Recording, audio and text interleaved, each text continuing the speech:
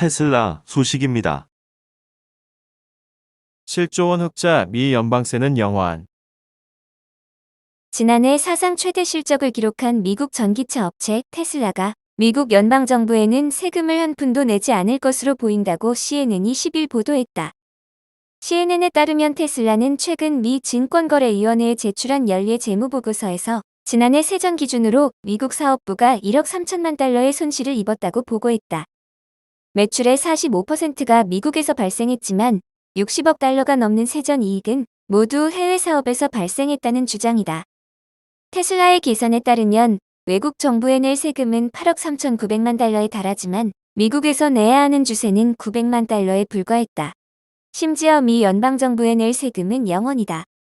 법인세 전문가인 마틴 설리번은 이에 대해 상식을 거스르는 일일 수는 있지만 미국 세법을 거스르는 일은 아니다라는 견해를 밝혔다.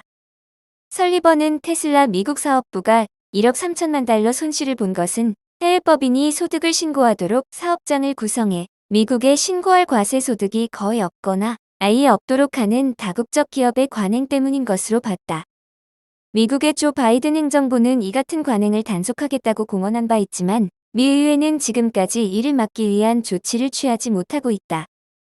미국 재무부의 최근 보고서에 따르면 조세피난처로 알려진 버뮤다 케이맨 제도 아일랜드, 룩셈부르크, 네덜란드, 싱가포르, 스위스 등 7개 나라에 미국 기업의 국제이익의 61%가 신고된 것으로 나타났다. 일론 머스크 테슬라 최고 경영자를 자주 비판하는 엘리자베스 워런 상원의원은 테슬라와 다른 공룡 기업들은 세금에서 벗어나기 위해 오랫동안 사기와 허점을 이용해왔다며 이는 중단돼야 한다고 말했다.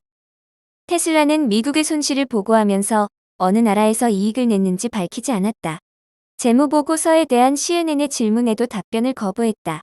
한편 머스크 CEO에게는 올해 약 110억 달러의 연방세 고지서가 발행될 것으로 보인다. 이와 관련해 머스크도 자신이 지난해에 내야 할 세금이 110억 달러라면서 세금을 내고 스톡옵션 실행을 위한 주식 매입 자금 마련을 위해 테슬라 지분 매각이 불가피했다고 말했다. 그러나 의회가 미국의 가장 부유한 개인들의 소득만이 아니라 순자산에 과세하는 다양한 법안들 중 하나를 통과시키지 않는 한 머스크 CEO가 이 정도 규모의 연방세를 내는 일은 앞으로 몇 년 동안 이번이 마지막이 될 수도 있다고 전문가들은 분석했다. 애플 소식입니다. 폭스콘, 부품 품귀 현상 1분기부터 완화될 것. 애플 아이폰 최대 조립업체 폭스콘이 지난 2년간 단말기 공급을 제한해왔던 부품 부족 현상이 완화될 조짐을 보이고 있다고 밝혔다고 블룸버그 통신이 10일 보도했다. 폭스콘 대변인은 10일 진행된 행사에서 2022년 1분기부터 부품 부족 현상이 현저히 개선될 것이며 하반기에는 공급 제약이 전반적으로 완화될 것이라고 예상했다. 애플은 TSMC를 통해서 전용 칩을 제조하고 있지만 전원관리 부문에는 업계 표준 칩을 탑재 중이다. 폭스콘은 전원관리 칩이 애플 제품 생산에 걸림돌이 되고 있다고 밝혔다. 이번 폭스콘의 발표는 이 제조업 전반에 좋은 소식이다. 폭스콘이나 TSMC 등 애플의 주요 공급업체들은 향후 더욱 많은 부품을 확보해 공급량을 늘려나갈 계획이다. 지난 2년간 부품 부족 현상으로 인해 스마트폰 출하량이 주춤했던 가운데 애플 등 대형 제조사보다는 중소형 제조사가 더 큰 영향을 받았었다. 업계에서는 2022년 하반기까지 병목 현상이 완전히 해소되지는 않을 것으로 전망하고 있다. 니케이 아시아는 이달 초 애플이 아이폰 13 출하를 우선 시하기 위해서 아이패드 공급에 어려움을 겪고 있으며 14인치와 16인치 맥북 프로 모델도 여전히 전 세계적으로 품귀 현상을 나타내고 있다고 전했다.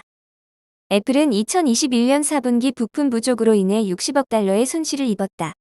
다만 올해 본격적인 신제품 출시를 앞두고 공급망의 회복세 조짐이 있어 실적 개선에 대한 기대감을 높이고 있다. 마이크로소프트 소식입니다. 6,300억 원 세금 돌려달라고 소송 낸 MS. 마이크로소프트가 6,300억 원대 세금을 돌려달라고 우리나라 세무당국을 상대로 낸 소송이 상당한 관심을 받고 있다.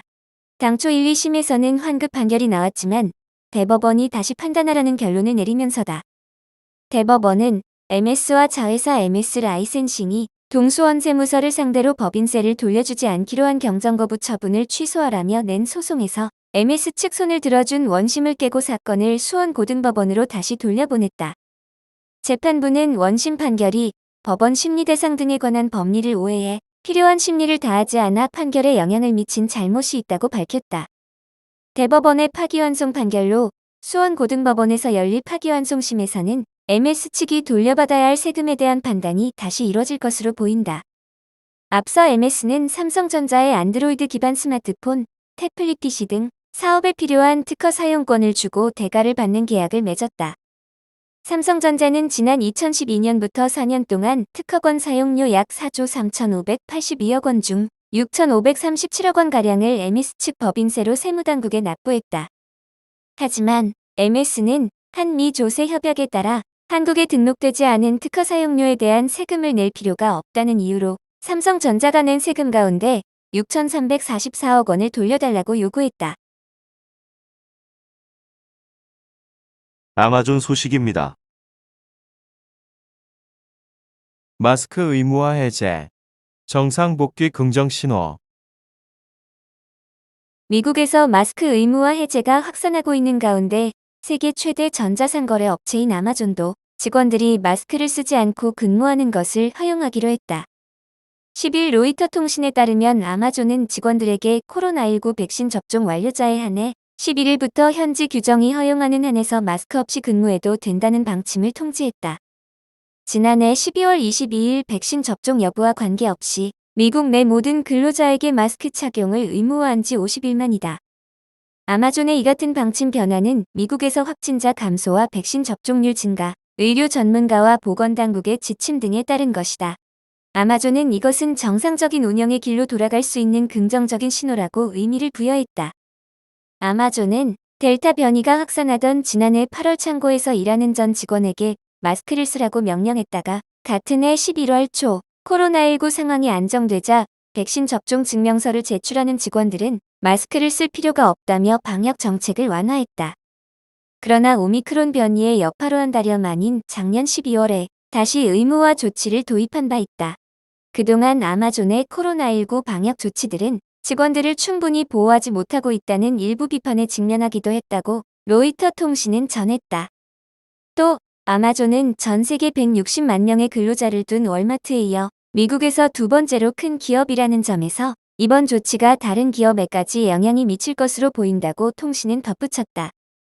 아마존은 이와 함께 물류창고 직원에게 코로나19 감염으로 격리됐을 때 유급 휴가를 받으려면 3월 18일까지 백신 접종을 완료해야 한다는 점도 공지했다.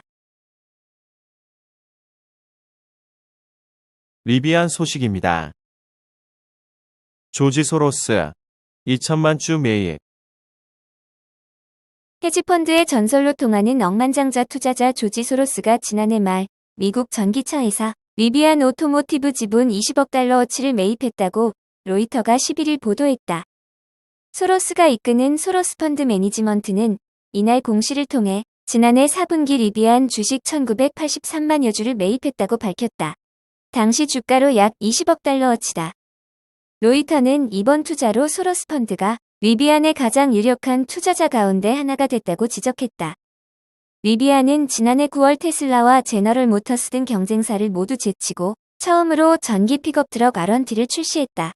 같은 해 11월에는 나스닥 시장에 진출해 120억 달러를 조달했다. 그의 최대 기업 공개 기록이다. 다만 나스닥 대비 일주일 만에 180달러 턱 밑까지 올랐던 주가는 최근 60달러를 밑돌고 있다. 올 들어서만 43%, 지난해 11월 고점 대비로는 67% 내렸다. 리비안은 지난해 12월 공급망 불안 등을 이유로 같은 해 생산 대수가 목표치를 수백 대 밑돌 것으로 예상한 바 있다. 리비안은 자사 지분 20%를 가진 아마존에 10만 대 이상의 전기 트럭을 공급하게 될 것으로 기대하고 있다.